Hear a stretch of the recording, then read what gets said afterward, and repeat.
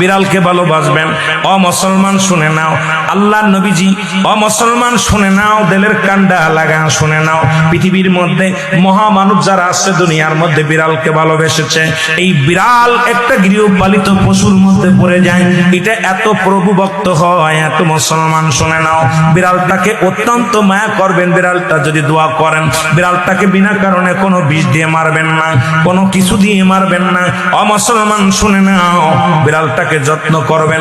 বিড়াল যদি অভিশাপ করে, বিলাই যেটা বলা হয়, অভিশাপ করলে সঙ্গে সঙ্গে আমার আল্লাহ কবুল করে নাই। বিড়ালের অভিশাপে মানুষ ফকির হয়ে যায়, বিড়ালের অভিশাপে মানুষগুলো ধ্বংস হয়ে যায়, বিড়ালের অভিশাপে দুনিয়ার সংসারের মতো অশান্তি লেগে যায়।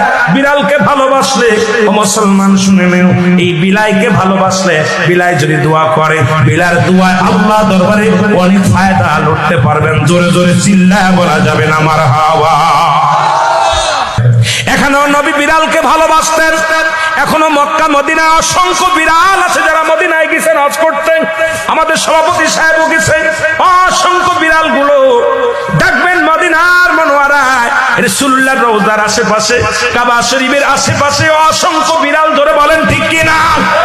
এত সুন্দর বিড়াল যারা মক্কা মদিনায় দেখে আসছেন তাদের কাছে জিগাইবেন বিড়াল আছে কিনা আছে। এই বিলাইদেরকে ভালোবাসবেন। বিলাই কবি শব্দ